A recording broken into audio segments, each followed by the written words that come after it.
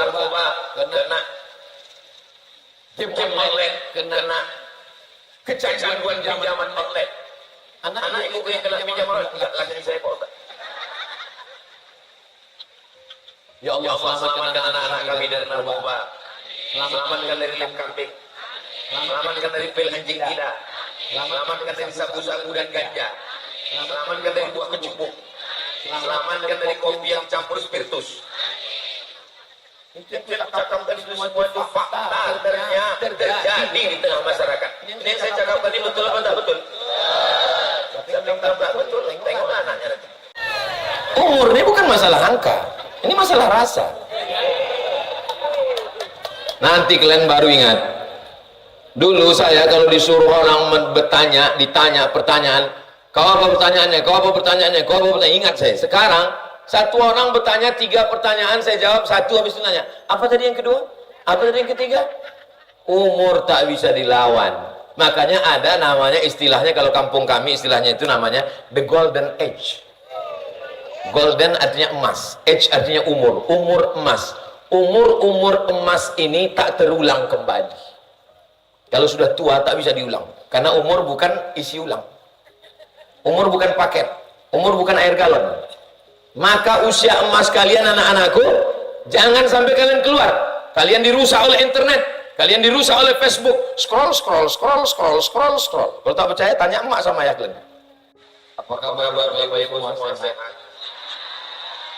Amal beribadah semua amal yang baik walau yubda bismillah, kalau tak dimulai dengan bismillah, bahwa maka amal itu putus. Maksud barakah, tak ada berkahnya, tak bisa dibawa kekal menghadap Allah. Maka kita awali dengan bismillahirrahmanirrahim. Kullu amrin baik, semua amal yang baik walau yubda bihamdillah, kalau tidak diawali dimulai dengan pujian kepada Allah, alhamdulillah, bahwa apa putus. Tak bisa jadi bekal menghadap Allah, tinggal hanya di dunia saja. Kita ingin majlis yang mulia hari ini kita bawa sebagai bekal menghadap Allah, mudah-mudahan menjadi amal soleh. Kita awali dengan alhamdulillahi rabbil alamin. Majlis kalau tidak disebut namanya dalam majlis itu, maka majlis menjadi antara jifah. Majlis antara busuk bau, jifah, bangkai berulat, bernanah. Kita tak mau majlis mulia, majlis khatam Quran, majlis tahfiz, majlis bersama para ulama menjadi majlis bangkai busuk berbau. Maka kita ucapkan salawat, Allahumma sholli ala sayyidina Muhammad wa ala ali sayyidina Muhammad. Laisa minna, tidak diakui sebagai umat kami, tidak diakui sebagai umat Nabi Muhammad sallallahu alaihi wasallam. Man lam yarham saghirana, tak sayang kepada anak-anak. Walam ya'rif syarafa kabirina, tidak hormat kepada yang tua, tak sayang kepada anak-anak, bukan umat Nabi Muhammad sallallahu alaihi wasallam. Ini yang ada di hadapan saya ini umat Nabi Muhammad atau umat Nabi Musa? Umat Nabi Muhammad sallallahu alaihi wasallam. Maka kalau kita mau diakui, sayang kepada anak-anak. Semua anak-anak santri ini saya sayangi karena Allah Subhanahu wa taala.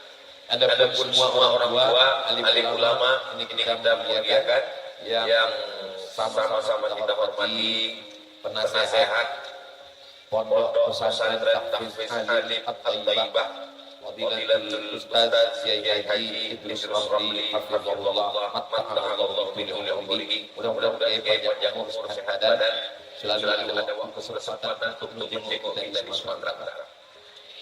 Mudir Ma'had Pimpinan Pondok Pesantren Tahfiz Alim Ali Muhammad Hamdan, berikan Allah rezeki sehingga bisa menolong agama Allah dengan harta, dengan kekuasaan, dengan nyawa, dengan apa yang diberikan Allah padanya, insyaallah. Hadir bersama kita Abi Maulana Sarifuddin, beliau benteng pembela Ahlus Sunnah wal Jamaah. Kalau tuan pergi ke Makkah, jangan lupa memakai topi baja. Sudah lama bersama manusia, baru inilah diapit dua singa wajah. Kanan singa, kiri singa, yang di tengah kucing anggora. Hadir bersama kita pimpinan Pondok Pesantren Fahmus Salam, Abi Dr. Fahmi Karimuddin. beserta pimpinan pondok pesantren, ada juga saudara-saudara kita yang nanti dalam dan luar negeri yang tak dapat disebut satu. Ada juga bersama kita ketua tim Ustaz Abdul Somad yang mengarah, membawa, mensurvei sebelum acara ini sudah melihat. Ini ketua tim Ustaz Abdul Somad namanya Ustaz Iqbal Sauki lulusan LC alumni Al-Azhar angkatan 94. Ustaz Abdul Somad 98, kakak kelas 4 tahun. Mohon berdiri dulu Ustaz Iqbal Sauki lulusan. Ini dia orang. Mana tahu ada apa di jalan dan di balik. Yang dulu Bang. Di sebelah beliau ini juga tim Ustaz Abdul Somad namanya Bang Khairuddin yang mengawal, mengawasi, membawa, mensurvei, menunjukkan tempat belajar. Kemudian yang selanjutnya adalah Bang Darwis Halawan Harahap. Saya bukan orang partai, saya bukan orang politik. Saya murni da'i, tapi orang-orang ini orang-orang baik. Tadi kata Kiai Idrus Romli, kita pilih orang baik. Ustaz Iqbal Sauki ini calon DPRD Provinsi, Bang Khairuddin DPRD Kota, Bang Darwis Halomuan calon DPD. Saya tak boleh kampanye. Kalau kampanye itu tolong joblos ini ya. Kalau memperkenalkan boleh. Bukan kata saya, kata Kiai Idrus Romli. Yang paling selamat itu ikut Kiai. Ada silakan duduk. Ustadz ini tak adil. Yang disapanya cuma Kiai, cuma tim dia saja. Padahal kami yang lebih awal datang dari duduk dari awal. Sarapan kami di rumah. Hadirin hadirat muslimin muslimat, mukminin mukminat, solihin solihat yang belum berbini dan belum bersunat. Semua yang hadir ini semuanya dimuliakan Allah Subhanahu wa taala. Amin ya rabbal. Coba tengok ke sebelah kanan. Ada pamflet tulisan warna kuning. Pondok pesantren tahfiz dan alim kitab kuning At-Thayyibah Putra. Pondok. Kenapa disebut pondok? Karena memang anak-anak datang membuat pondok. Awalnya mereka membuat pondok untuk tempat rumah mereka. Mereka mencacakkan tiangnya, membuat dindingnya, memakai alasnya, meletakkan daun atapnya, lalu tidur di sana. Itulah awal asal muasal pondok. Kalau mau melihat pondok tua seperti ini, didirikan tahun 1912. Guru-guru kita berasal dari sana. Di antaranya guru saya di Muallimin Al-Wasliyah Medan, Simpang Marendal, Unifa dulu. Namanya Ustadz Hafiz Yazid. Tamat dari pondok itu. Namanya Pondok Mustafawiyah Purba. Karena memang awal asalnya memang betul-betul pondok. Jadi kalau nanti orang bertanya, mana pondok pesantren At-Thayyibah? Ini. Mana pondoknya? Ini pondok yang sudah bermetamorfosa. Sudah mengalami perubahan-perubahan. Tapi aslinya, asalnya tetaplah pondok. Masukkan anak ke pondok. Anak saya, anak adik saya, anak kakak saya, anak jamaah saya, keponakan saya, tidak ada tawar-menawar. Wajib masuk pondok.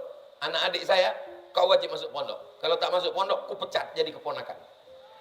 Karena kalau anak masuk pondok, dia akan menghormati ayahnya. Dia tahu susah jerih payah ayah membuat rumah. Kalau tidak dibanting-bantingnya pintu. Anak saya ini Pak Ustadz cemanalah menasehatinya. Kenapa? Pintu kamar mandi udah 3 kali ganti Pak Ustadz. Kunci rusak semua. Kenapa? Karena dia tidak tahu rasanya membuat rumah. Bagaimana sulit susahnya. Tapi kalau dia pernah mondok. Begitu juga kalau anak ibu perempuan di pondok. Dia akan menutup auratnya.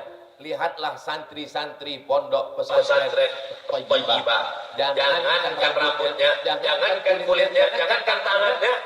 Biji matanya saja yang nampak. Mudah-mudahan Allah menjaga anak-anak kita semua. SD masih boleh di rumah. TK masih boleh di rumah. Tapi kalau sudah level SMP, SMA, tidak ada tawar-menawar. Masukkan ke pondok pesantren. Sudah kusampaikan ya Allah. Jamaah yang mau masukkan anaknya pesantren, alhamdulillah. Yang masih ragu-ragu, insya. Yang sudah kasih tahu juga mau masuk. Ini Pak maksiat, kena narkoba, kena game online, kena kecanduan pinjaman online. Anak ibu yang kena pinjaman online, enggak kasih saya Pak Ustaz. Ya Allah, selamatkan anak-anak kami dari narkoba, selamatkan dari lem kambing, selamatkan dari pil anjing gila, selamatkan dari sabu-sabu dan ganja, selamatkan dari buah kecubung, selamatkan dari kopi yang campur spiritus. Kita cakapkan semua itu fakta terjadi di tengah masyarakat. Ini yang saya cakapkan ini betul apa tidak betul? Tapi tidak betul, tengok anaknya nanti. Saudara yang dimuliakan Allah Subhanahu wa taala. Benteng terakhir pertahanan kita adalah pondok. Iya Pak Ustaz, tadi saya bingung mau masuk ke pondok mana? Daftarkan anak Anda segera ke pondok pesantren Tahfiz Alim Kitab Kuning At-Thayyibah sebelum tanggal penutupan berikut ini. Ingat, kuota terbatas. Hubungi nomor kontak berikut. Nanti kami potong videonya, saya upload ke Instagram dan akun sosial yang followernya 8 juta itu. Nah, yang belum follow. Tak ada isinya apa-apa. Coba tengok Instagram Soman isinya, iklan pesantren, iklan gula merah, iklan cendol, iklan kerupuk. Kenapa lah Instagram Soman isinya iklan-iklan semua? Karena memang saya selalu mengajak umat untuk membangkitkan ekonomi umat dan pendidikan. Supaya nanti kalau saya ditanya Allah Subhanahu wa taala, "Hai Abdul Somad, sudah kau arahkan mereka memasukkan anaknya ke pondok?" Sudah. Ada mereka masukkan? Aku tak tahu, tak kutanya lagi. Tapi saya husnuzan insyaallah. Selamatlah anak-anak kita dunia akhirat. Amin. Betapa bahagianya tadi tahfiz 30 juz. Melelehlah air mata. Inilah yang mesti disosialisasikan. Ini mesti diteruskan, diiklankan, disosialisasikan dari Sabang sampai Papua, ditiru oleh orang Malaysia, diikut Brunei Darussalam, Singapura, Patani, Thailand, dan Moro sampai ke seluruh dunia. Terinspirasi dari pesantren At-Thayyibah nanti insyaallah. Amin. Sekarang apa yang terjadi? Sekarang fenomena orang tua duduk di kursi, anak menangis, itu bukan karena hafal Quran. Apa? Pas mau nikah. Berikutnya acara sungkem. Anak pun menangislah di situ. Mama. Emaknya pun menangis, tamu semua ketawa. Kenapa? Rupanya lepas bulu mata emak tuh. Ada plan dapat videonya? Kalau tak dapat nanti ku kirim. Apa yang terjadi ini? Kalau memang betul sayang sama orang tua yang sudah mengandung 9 bulan 10 hari, yang sudah menyusukan 2 tahun, mengeluarkan kalian meregang nyawa, bagaimana menebusnya? Tunjukkan kalian hafal Quran seperti santri pesantren At-Thayyibah. Allahu Akbar. Jadi bunyi Allahu Akbarnya ragu-ragu tengok. Allahu Akbar. Orang tuh menghafal 30 juz bolak-balik. Ini tinggal Allahu Akbar pun payah kali. Allahu Akbar. Allahu Akbar itu gunanya ngusir setan. Allahu Akbar, setan lari. Ini kalau Allahu Akbar, kata setan, kau serius apa enggak, kata dia. Aku kalau kau serius aku cabut, kata dia. Kalau enggak aku sini aja, kata dia. Apa yang dimuliakan Allah Subhanahu wa taala? Orang tua banyak khawatir kalau mati nanti anakku makan apa? Jangan khawatir. Orang tua banyak khawatir nanti kalau aku mati anakku kerja apa?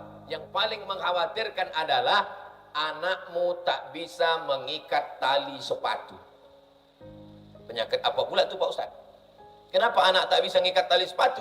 Karena anak pas mau sekolah, ditengoknya sepatunya diikatkan, ditengoknya piring disuapkan, ditengoknya pakaian dicucikan, bajunya dikancingkan, makanan disuapkan.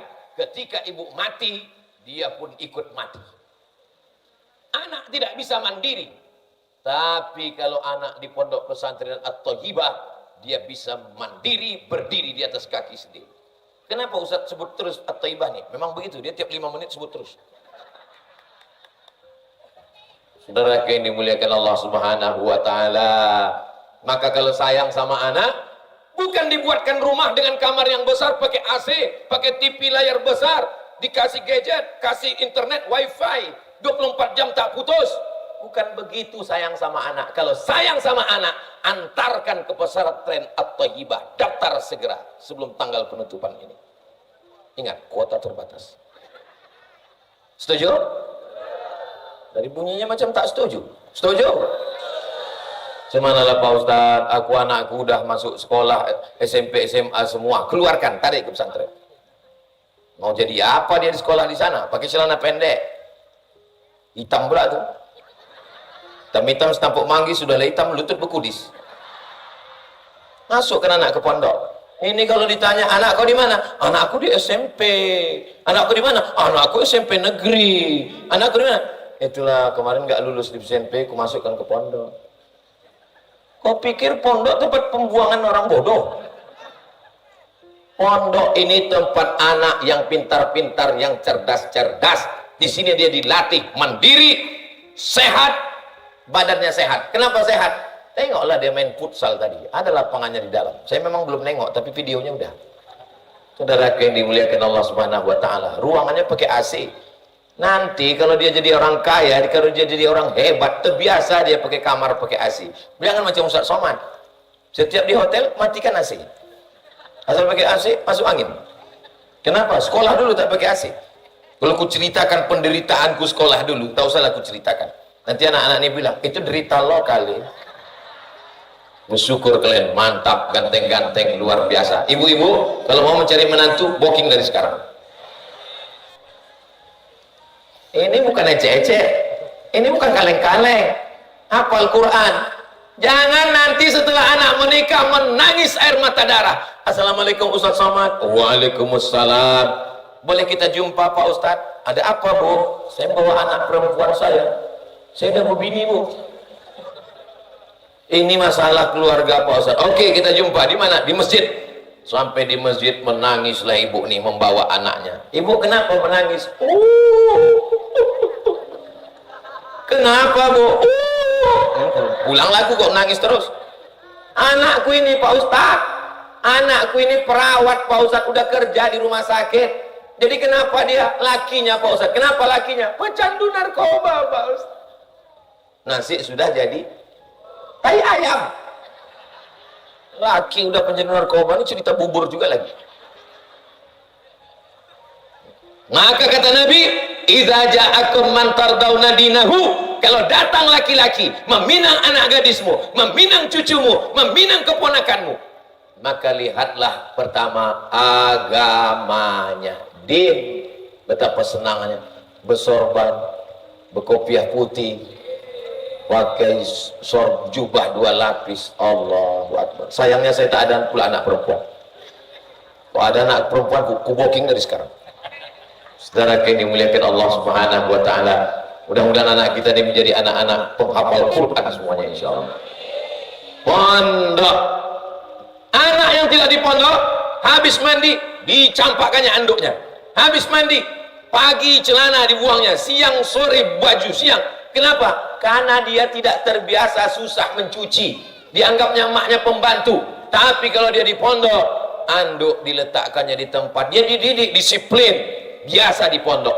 Maka kalau mau mendidik anak, bapak boleh profesor, bapak boleh jenderal bintang 4, ibu boleh dokter spesialis, tapi masalah pendidikan anak hanya tinggal satu lagi, serahkan ke habis pondok. Berikutnya pesantren, tempat orang belajar mantra. Yang dibaca tuh mantra. Orang yang membaca mantra namanya mantri. Kalau laki-laki namanya santri. Yang mengajar itu namanya resi. Dulu sebelum Islam datang. Sebelum Islam datang, tradisi mengantarkan anak. Seorang bapak dan ibu membawa anaknya. Wahai maharesi, tolong ajarkan anak saya mantra-mantra. Nanti dia menjadi seorang mantri. Mantri itu bukan tukang sunat anak di kampung. Itu menurut Sesebek, seorang antropolog, ketika dia meneliti tentang Indonesia, dari mana asal muasal pondok sebelum Islam datang. Tempatnya belajar itu dari kata santri menjadi pesantren. Ketika Islam datang, resinya berubah menjadi kiai. Mantranya berubah menjadi nazam, menjadi Quran, menjadi hadis, menjadi matan alfiyah, menjadi matan al-ajurrumiyah, menjadi matan kawakib durriyah, menjadi matan al-imriti, menjadi nazam-nazam syair. Itu hebatnya agama Islam. Al-muhafazatu alal qadimis salih, yang lama-lama yang bagus-bagus dijaga, wal akhzu bil jadidil aslah, selama dia baik maka bisa dijaga dan dipelihara. Kalau di Aceh namanya dayah, kalau aku sangka ular jatuh. Kalau di Jawa namanya pesantren, maka disebutlah dia pondok pesan. Anak kau di mana? Boarding school. Boarding school maknanya apa? Tidur makan, ada asramanya. Saya sudah banyak nengok boarding school. Makan tidur, makan tidur, makan tidur, pulang gemuk, sehat, putih. Ini orang apa kambing ternak? Kalau cuma makan tidur, bagus tidur di hotel. Maka ini adalah pondok pesantren. Makannya di pesantren, tidurnya di pesantren, tapi belajar kitab. Dari yang paling bawah matan takrib, naik ke atas Fathul Qarib, sampai ke atas I'anatul Talibin, sampai ke atas kitab Mahalli, sampai ke atas Majmu' Syarah Muhazzab Imam Nawawi, Muhyiddin Abu Zakaria Yahya bin Syaraf An-Nawawi, meninggal 676. Oh, tak puas, mazhab Syafi'inya sudah matang, baca kitab mazhab-mazhab lain sebagai pengetahuan. Bidayatul Mujtahid wa Nihayatul Muqtasid Imam Ibnu Rushd. Apa maknanya? Bukan dia mau campur-campur mazhab, tapi dia tahu bahwa Hanafi ahlus sunnah, Maliki ahlus sunnah, Syafi'i ahlus sunnah, Hambali ahlus sunnah wal jamaah. Disinilah dia belajar di pondok pesantren. Anakku di mana? Anakku dapat beasiswa SMP Plus. Anakku di mana? Anakku lulus SMP negeri. Anakku di mana? Itulah kemarin nggak diterima pula, jadi ku masukkan ke pesantren daripada tak sekolah. Kalau ada orang tua yang begini, ini berarti orang tua yang bodak. Masa pula disepelekannya pesantren? Pesantren tempat orang alim, pesantren tempat orang takwa, masa disamakannya? Nggak bisa begitu, guys. Ini bukan main-main, ini pesantren. Ada karomahnya, ada kemuliaannya. Indonesia ini merdeka karena pesantren. Dari mana ceritanya Indonesia merdeka karena pesantren? Indonesia merdeka ini kan 17 Agustus 1945. 17 Agustus 45 itu hari Jumat. Bulannya Sayyidus Syuhur, bulan Ramadan. Harinya hari Jumat, Sayyidul Ayyam. Yang menggerek bendera dalam keadaan puasa. Belanda itu takut karena teriakan orang puasa. Orang puasa itu teriakannya kuat, tak takut mati. Serang Belanda, takbir. Tak kuat karena kenyang. Kalau orang lapar dia kuat, orang kenyang udah mana kuat dia. Datanglah orang Bung Tomo, Jenderal Sudirman mengirim utusan kepada Hadratus Syekh Muhammad Hashim Asy'ari ke pondok pesantren Tebu Ireng Jombang, minta fatwa.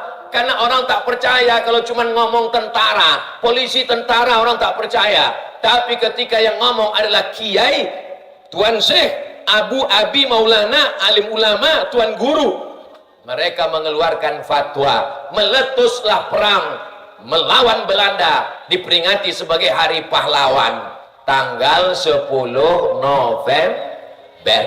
10 November hari pahlawan, betul.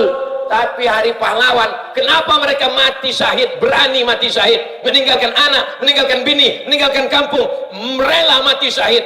Karena yang mengajarkan itu adalah ulama melalui fatwa resolusi jihad tanggal 22 Oktober. Ingat itu baik-baik. Jadi kalau ditanya anak-anak ini, Oktober, November bulan apa? Bulan hujan. Karena ber kita nampung ember. 22 Oktober keluar fatwa resolusi jihad. Siapa yang mati melawan Belanda, mati syahid. Siapa yang tidak melawan Belanda, pengkhianat, masuk neraka. Siapa yang mati syahid, tidak merasakan sakratul maut, kal qarsi, hanya seperti cubitan halus di kulit. tidak merasakan azab kubur, tak merasakan hisab, langsung masuk neraka. Neraka pula. Langsung masuk ke dalam surga.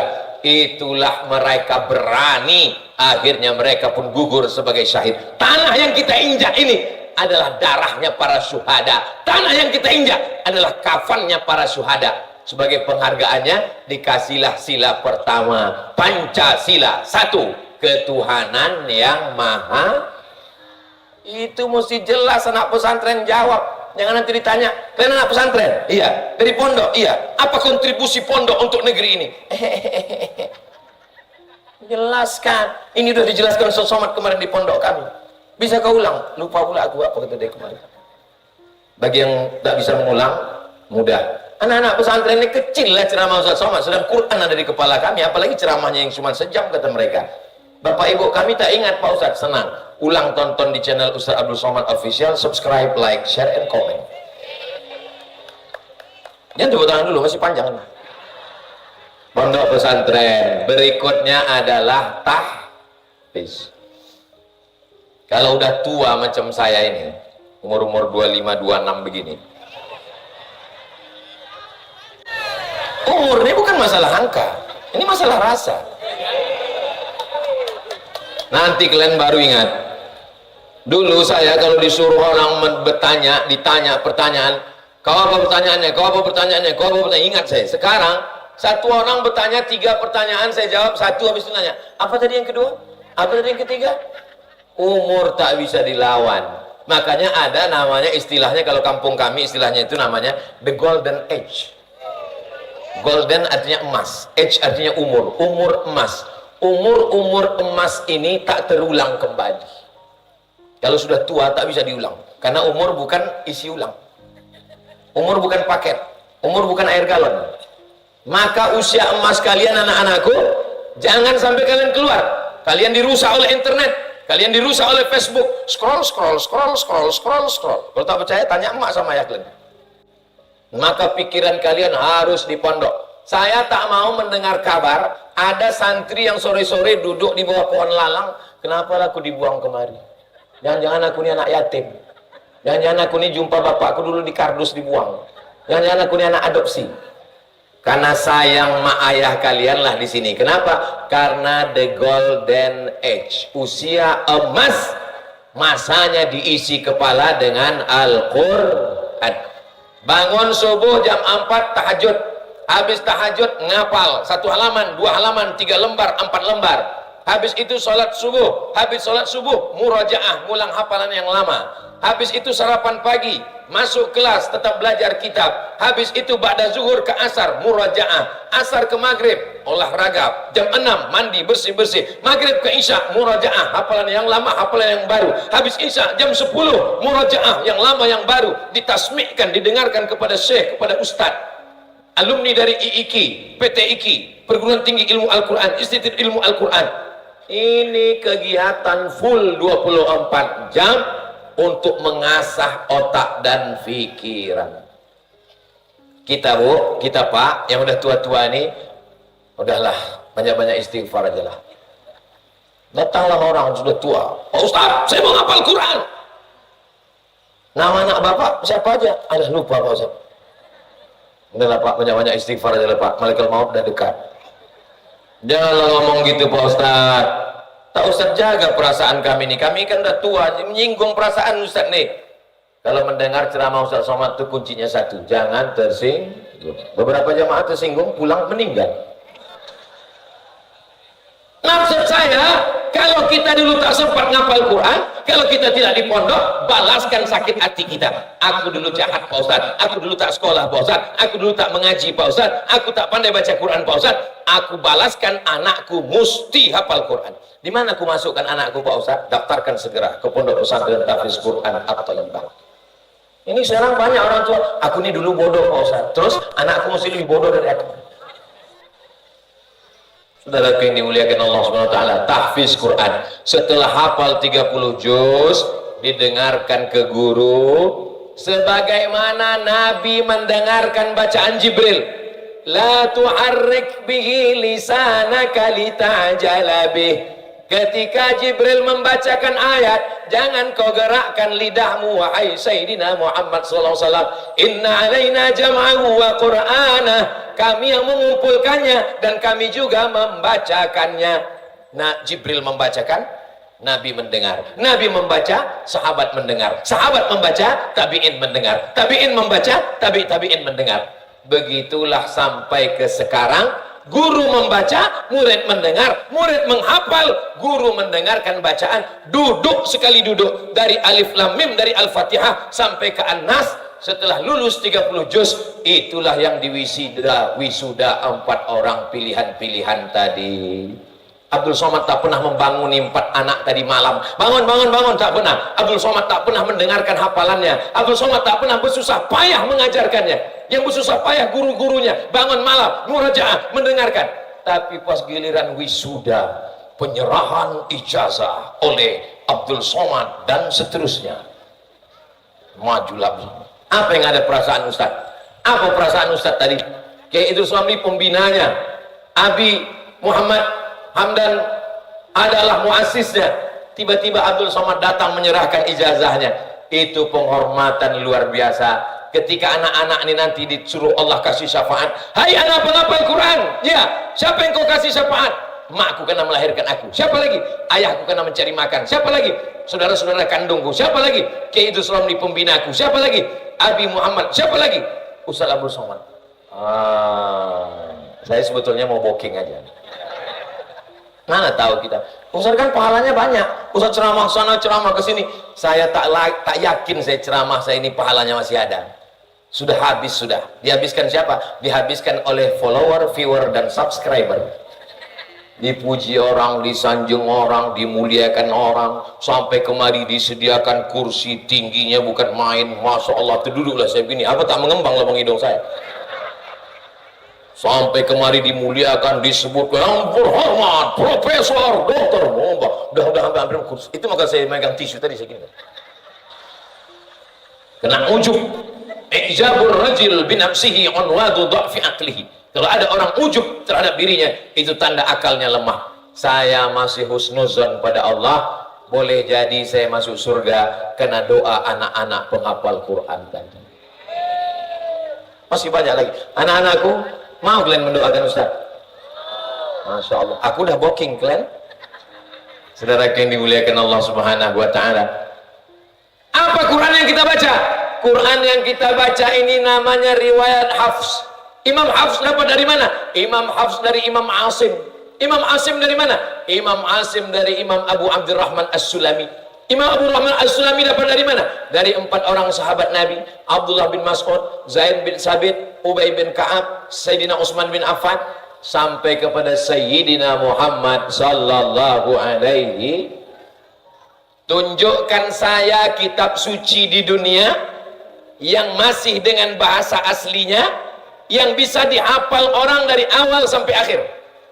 Kalau ada agama di dunia yang bisa mendatangkan kitab sucinya, yang bahasa aslinya dibaca dari awal sampai akhir, tidak menengok kertas. Kalau ada, datangkan ke sini. Kalau ada, potong telinga saya sebelah. Nanti kalau ditanya orang, Ustaz Somad, Somad yang mana? Itu Somad yang telinganya hilang sebelah.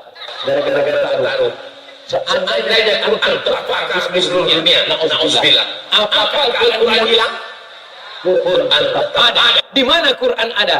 Quran ada di pondok pesantren At-Thayyibah. Dan itu adalah anak-anak bapak ibu sekalian. Bangga apa tidak ibu? Aku mengandung 9 bulan 10 hari Pak Ustaz. Siapa yang ibu kandung? Calon penghuni neraka jahanam. Na'udzubillah. Aku mengandung 9 bulan 10 hari Pak Ustaz. Siapa yang ibu kandung? Calon yang ditangkap KPK. Na'udzubillah. Tapi ibu-ibu wali santri sekalian, aku mengandung Pak Ustaz. Siapa yang ibu kandung? Penghafal Quran, dalam kepalanya ada 30 juz Pak Ustaz. Ibu dalam kepala ibu berapa juz? Ada juz 30 Pak Ustaz. Itu pun kadang-kadang hilang, kadang-kadang timbul Pak Ustaz. Tergantung uang belanja Pak Ustaz. Kalau banyak muncul dia. Pas akhir bulan hilang Pak Ustaz. Betul-betul. Iya, betul. Ibu yang sudah punya anak di pondok pesantren tahfiz Quran, tolong di rumah jaga dia pas libur. Karena menanam itu bukan senang, mencari tanahnya, mencari bibitnya, menyiramnya, merawatnya, dijauhkan dari rumput. Mereka di sini susah menjaga anak bapak, Pak, anak ibu. Sampai di rumah kalian kasih dia handphone, kalian kasih dia TV, kalian kasih dia wifi, rusak dia. Menangis dia kan? Jangan sampai macam membangun istana pasir di tepi pantai. Cantik istana pasir di tepi pantai, tapi begitu datang ombak sekali hilang. Di sini dia diajarkan pakai jilbab panjang, pakai cadar, baju panjang, rambutnya tak nampak, pipinya tak nampak. Sampai di rumah ditengoknya maknya keluar kamar macam mak lampir. Rambut bergerabang macam sundil bolong. Di sini dia diajarkan laki-laki, coba tengok, berjubah 2 lapis, pakai kain sarung, pakai sorban, kepalanya bertutup. Sampai di rumah ditengoknya bapaknya pakai celana pendek. Jangan rusak anak-anak kita. Kalau kita tidak sanggup menjaga mereka, serahkan ke pondok. Tapi selama mereka libur pulang ke rumah, jaga. Kalau tak sanggup menjaga di rumah, mohon maaf ya nak, kau suruh balik pondok lagi. Soalnya daripada di rumah nanti kau rusak. Siapa yang merusak aku ya? Aku yang rusak. Aku ini agak setengah setan lagi. Mudah-mudahan bapaknya menjadi soleh karena anaknya penghafal Quran. Ibunya juga malu menampakkan rambutnya gerabang 3 warna merah kuning kelabu. Kenapa? Karena anak ibu sudah penghafal Quran, Bu. Jaga harkat martabatnya, jaga kebaikannya. Di sini mereka tak ada campur laki-laki dan perempuan. Yang perempuan sana, yang laki-laki sini. Sampai ke rumah terkejut dia, ditengoknya abangnya, bapaknya, semua tamu-tamu datang ketawa. Padahal di sini dia dijaga dengan adab-adab Islam, bermarwah, berakhlakul karimah. Ini semua tanggung jawab kita. La tus'alunna yauma idzin 'anin. Semua nikmat akan ditanya. Berapa hembusan nafas, berapa lintasan pikiran, berapa detak jantung, berapa buah pinggang yang sudah mencuci darah. Tapi di antara nikmat yang besar adalah anak soleh, kan soman. Putus. Idza mata al-insan, kalau manusia mati putus. Tapi ada yang tetap mengalir. Apa yang mengalir? Waladun salihun, anak yang soleh. Doakan anak Ustaz Abdul Somad supaya soleh-soleh. Dari bunyinya macam tak setuju, macam marah. Bapak Ibu yang dimuliakan Allah Subhanahu wa taala, di rumah ibu bapak cari makan yang halal, kasih. Kalau menjenguk anak kemari, jangan bawakan air mata. Ini banyak datang jenguk anak ke pondok, baru datang udah menangis. Begitu dipegang, mana kamar kau nak? Mana kamar kau nak? Ini kamarnya mak. Menengok kasurnya tipis. Mana tempat makan kau? Mana tempat makan? Menengok. Kuatkan semangat. Anak tuh mengadu, ibu kasih semangat. Mak, kasurku tipis, masih lumayan. Kalau kau di rumah, ku cabut kasur. Bangkitkan semangat. Begitu tepuk bahunya, semangat kau di sini. Aku ingin kau penghafal Quran. Aku ingin menolong. Kau yang menolong aku nanti sudah mati. Kau yang mengasihi aku syafaat. Begitu. Kalau mau nangis, pas sudah keluar dari komplek ini, udah agak-agak jauh sedikit, jauh. Dekat-dekat tembung sana, barulah nangis. Dekat kebun-kebun dulu banyak kebun-kebun tebu di situ. Barulah nangis. Sudah tengok tak ada orang. Bangkitkan semangat. Kalau anak mengadu, bangkitkan. Mohon maaf adik-adik, boleh saya bertanya? Kalian dijenguk orang tua berapa? Sebulan berapa kali? Sebulan sekali? Saya dulu di pesantren Darul Arafah Lau Bakeri, Deli Serdang. Orang tua saya di Kabupaten Pelalawan di Riau. Saya dijenguk setahun sekali. Dari Pelalawan ke Medan naik bis 12 jam. Bisnya sudah punah udah, namanya SDH, Sipiro Dolo Holi. Setahun sekali saya dijenguk. Untunglah saya dijenguk setahun sekali. Kalau tidak, mungkin saya akan jadi anak mama, anak papa, manja, tak tahu diuntung. Lapar sedikit, ma. Mau sekolah, ma. Mau kuliah, ma. Mau berbini, ma. Anak lahir, ma. Mati maknya. Stres, depresi.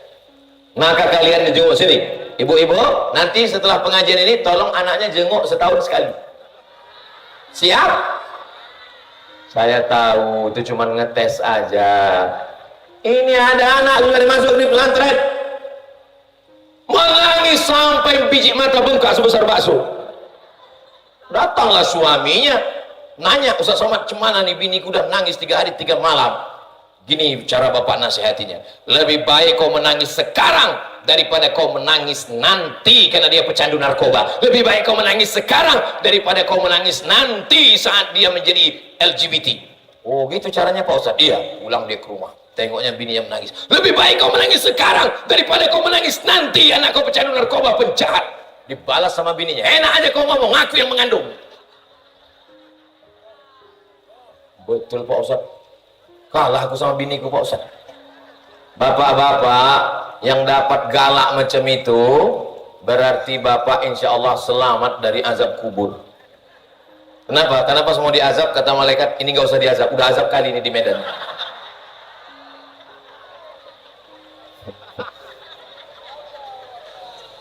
Kalau ada ibu yang model begitu, mempertahankan anaknya di pondok, menjaga aurat anaknya, dan dia semangat, maka itu adalah ibu-ibu yang solihah. Oh, kalau biniku nih Pak Ustadz, bukan kan anakku aja, aku pun disemburnya juga. Abang sedang di mana duit, di mana kunci motor, di mana kunci mobil, di mana? Jangan dulu lama-lama, ini duit 2000 untuk parkirnya banyak-banyak, nanti bini lagi.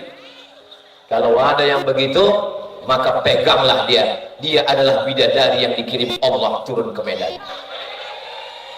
Allahu Akbar. Begitu cara menyenangkan hati mak-mak garis keras. Sekarang yang paling ditakuti dunia ini adalah grup mak-mak. Betul? Rempang, tahu rempang? Rempang itu tidak berhasil direbut. Kenapa? Karena kalau laki-laki bisa diancam, laki-laki unjuk rasa, masukkan ke penjara, tangkap. Tapi kalau perempuan bisa. Tangkap kami, tangkap. Bertahan. Makanya kalau ada yang khawatir, ini kami khawatir Pak Ustadz, nanti pemilu ini penuh dengan kecurangan. Tidak akan curang. Kenapa? Karena ada gerakan mak-mak garis keras anti kecurangan. Mereka yang akan mengawal dari TPS sampai ke KPU, sampai pada puncaknya insya Allah pemilu damai di Indonesia. Kenapa? Karena gerakan mak-mak garis keras. Takbir. Betul ya? Saudara yang dimuliakan Allah Subhanahu wa taala.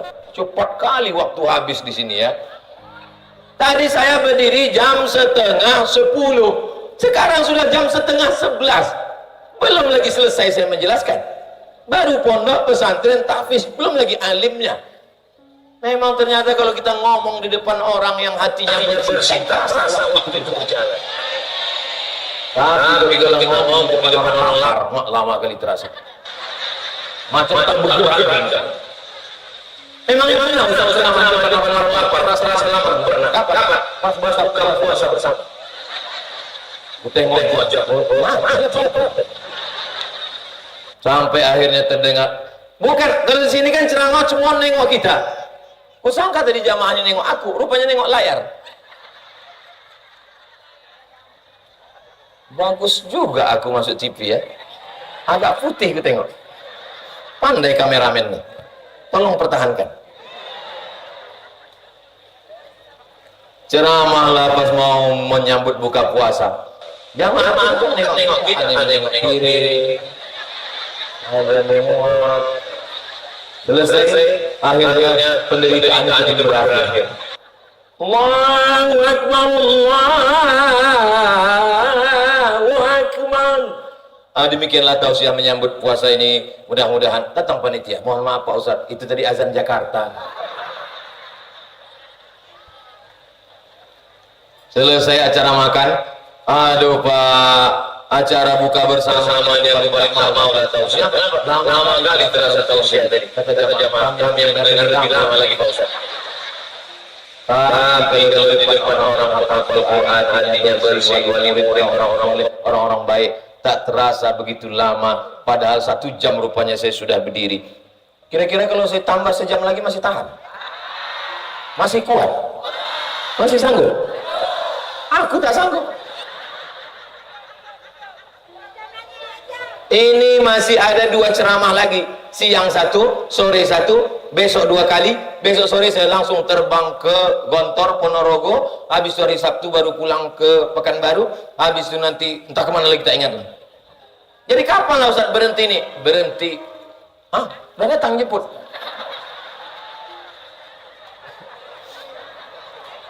Kalau Tuhan pergi ke Makkah, maka jangan sampai bercakap berapi-api. Sudah lama Abdul Somad ceramah, baru inilah dijemput pakai kereta api. Luar biasa memang pesantren Thayyibah. Nah, pondoknya sudah, pesantrennya sudah, tahfiznya sudah. Yang ketiganya, 4 adalah alim. Apa alim? Tahu dia isi Quran. Kalau dia hanya sekedar hafal Quran, bahaya. Apa bahayanya? Dibacanya Quran. Ar-Rahman 'alal arsy istawa. Allah duduk di atas aras. Hah? Di mana Tuhan? Allah duduk di atas aras. Jadi mujassimah dia. Kenapa? Karena dia tidak belajar akidah Asy'ari. Siapa yang membentengi Ahlussunnah ini supaya tidak jadi mujassimah? Inilah 2 orang singa aswajan. Saya, Masya Allah, Tabarakallah, hari ini gembira sekali bertemu dengan Maulana Abi Maulana Syarifuddin, yang selama ini kita tonton di YouTube, menjelaskan siapa yang mengatakan Allah duduk di atas aras bisa ditunjuk, berarti Allah mukhalafatuhu lil awadis. Allah munazzahun anil jihati sitti. Allah maha suci dari 6 arah, tidak di muka, tidak di belakang, tidak di kanan, tidak di kiri, tidak di atas, tidak di bawah, tidak di dalam, tidak di luar. Di mana dia? Allah maujud bila makan. Allah ada tanpa tempat. Sebelum tempat ada, dia sudah ada. Maka ketika dia ciptakan tempat, dia tidak bertempat, dia tidak pindah ke tempat. Itu orang yang mengkaji hafal ayat dan akidahnya Ahlussunnah wal. Datang bapak-bapak pakai cincin ke masjid. Cincin emas pula tuh. Pakai cincin ke masjid. Kenapa bapak pakai cincin? Kenapa pakai cincin emas? Ini ada ayatnya Pak Ustaz. Ya ayyuhalladzina amanu, hai orang beriman, khudzu zinatakum inda kulli masjid. Pakailah perhiasanmu kalau mau ke masjid. Ini perhiasan. Apa di ayatnya? Tapi pemahamannya sesat. Makna ayat itu bukan disuruh pakai perhiasan. Ayat itu ada asbabun nuzul, kronologis turunnya. Waktu itu orang musyrik jahiliyah tawaf di samping Ka'bah dalam keadaan uryanon tolik, mohon maaf, telanjang bulat. Lalu kemudian turun ayat, kalau kamu mau ke masjid pakai perhiasan, maksudnya pakai pakaian menutup aurat. Ayatnya benar, tapi tafsirnya keliru. Kenapa? Karena tidak bisa baca kitab kuning. Kenapa disebut kitab kuning Pak Ustadz? Karena kertasnya dari kertas ubi, warnanya kuning. Kalau sampai di Mesir tak ada warnanya kuning, warnanya tetap putih. Itu adalah istilah saja di negeri kita, kitab kuning, tapi sebenarnya kitab yang ditulis pakai bahasa Arab. Baca Quran mesti baca tafsirnya. Jalalain, Imam Jalaluddin Abdurrahman As-Suyuti, Imam Jalaluddin Al-Mahalli.